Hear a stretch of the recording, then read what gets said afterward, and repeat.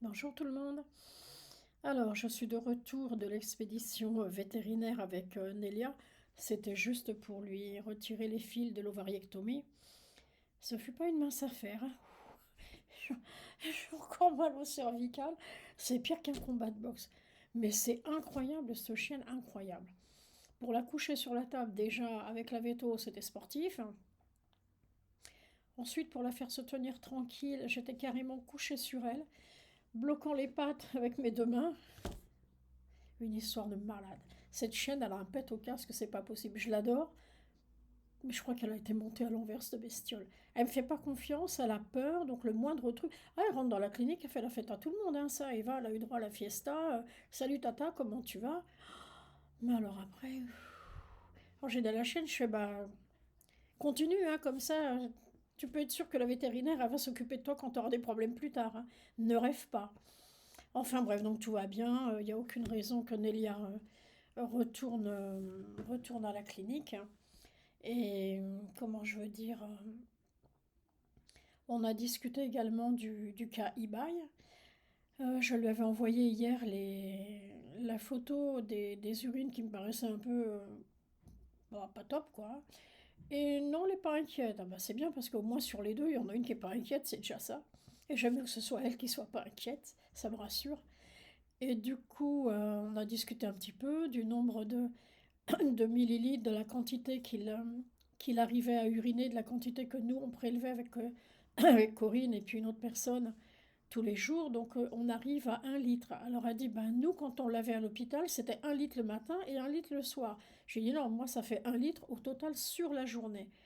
Alors, évidemment, tous, on aimerait bien bah, que Ibaï, j'ai mal à l'épaule, on aimerait bien que Ibaï fasse plus de pipi tout seul et qu'on ait très très peu à retirer. Mais bon, ça, malheureusement, je sais pas. Est-ce que ça se fera un jour? Est-ce que ça se fera pas? Je sais pas.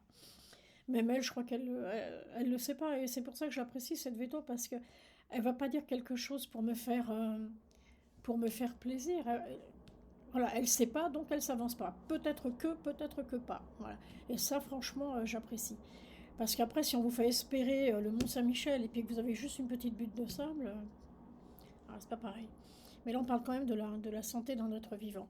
Donc, du coup, au tout début, elle m'avait dit que la prostate, ça mettrait, après la stérilisation, enfin la castration pour un mâle, que ça demanderait 2 3 mois avant de se résorber, de rétrécir.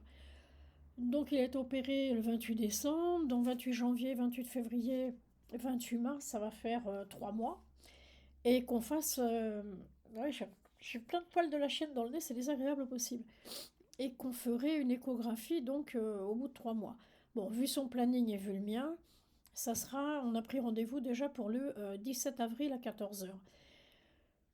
Et elle veut que je rencontre la personne qui fait l'échographie parce que je lui ai également parlé de la boule que Ibai il a sur le côté, puis qui m'inquiète un peu parce que quand j'ai discuté avec une dame qui m'a parlé de la boule de son chien qui est devenue un liposarcome. J'ai dit, moi, lipo, je veux bien, mais sarcome, je veux pas, hein. Ça, c'est pas quelqu'un qui est bienvenu dans ma famille, ça. Le sarcome, c'est une cochonnerie, c'est cancéreux et c'est leur source d'emmerdement maximum.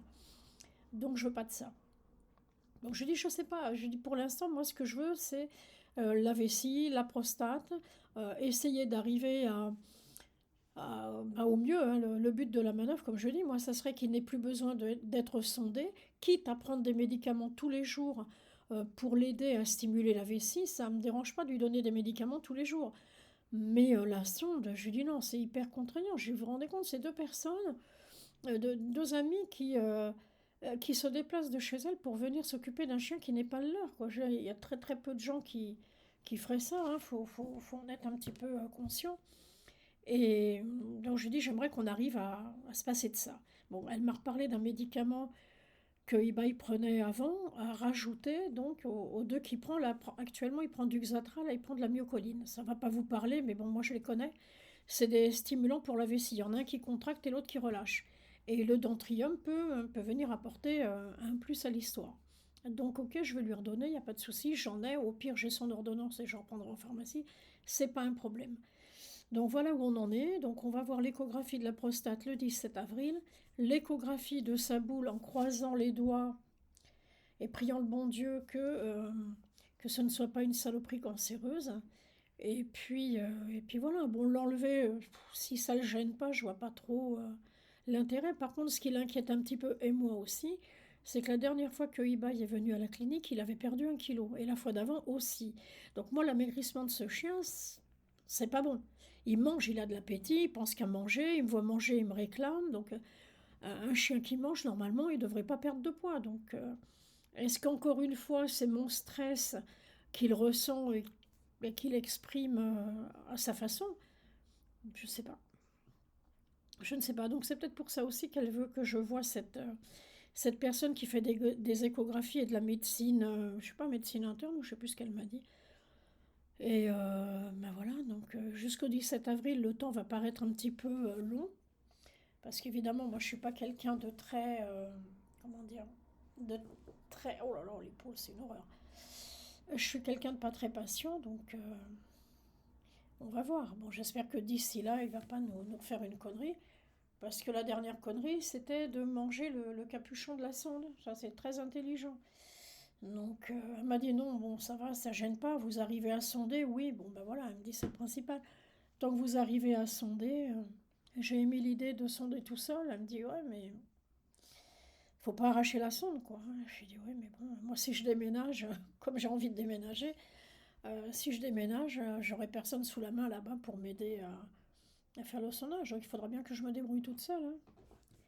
Enfin bon, on n'y est pas encore, hein. J'ai pas encore trouvé mon petit coin de paradis et ça devient de plus en plus compliqué parce que les gens qui veulent vous vendre des cabanes au prix d'un château, ça, il y en a quantité. Mais quand vous achetez une maison, c'est certainement pas pour aller investir des sommes folles en travaux, en électricité, en changement de chauffage. Enfin bon, ah, il y en a, elles sont pas chères, ah ouais, mais quand vous regardez les travaux qu'il y a derrière, c'est pratiquement le prix que vous avez payé. Donc je suis encore là et je veux rester dans l'environnement de cette veto et de ses confrères, puisque de toute façon ils sont aussi bien les uns que les autres, donc il n'y a pas de souci.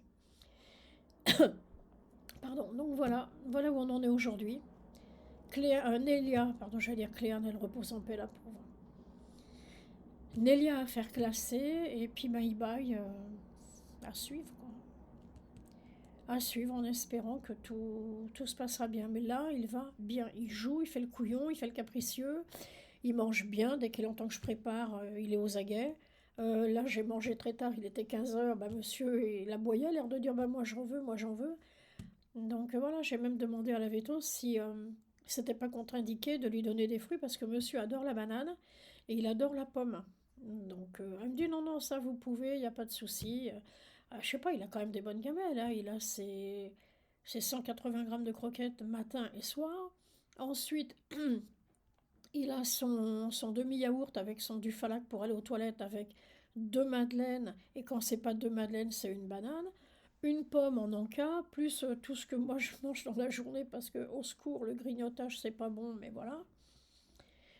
Son truc qu'il aime bien, c'est des chocos à la fraise. Donc ça, il adore. Laisser traîner le paquet. Il était en train d'essayer de faire tomber le paquet avec sa collerette pour le mettre à sa hauteur, pour le dépioter et tout manger, ce cochon-là. Manque de bol, je l'ai grillé. Donc il en a pas mangé, mais il s'est fait engueuler. Bon, j'avoue, un quart d'heure après, je lui en ai donné un. C'est pas grave. Bon, il a 11 ans. De toute façon, il sera pas éternel, ce pauvre bête. Alors si c'est pour le priver, puis apprendre dans 3 semaines qu'il a un cancer, je me dirais pourquoi je l'ai privé, quoi. Donc tant qu'il mange pas le paquet complet, ça va, quoi. Faut pas non plus, faut pas être trop rigide, quoi. Faut être un petit peu cool. On les garde pas longtemps, alors si c'est pour leur pourrir la vie, je vois pas l'intérêt, quoi. Voilà, donc on attend le 17 avril, on croise les doigts en positif, et puis on verra. Voilà, bon ben allez, je vous embrasse. Je vais aller me mettre tout de suite un peu de pommade sur le cou, parce que là c'est à hurler. Nélia, je te remercie du combat de boxe que tu m'as fait livrer, hein. Allez, à bientôt.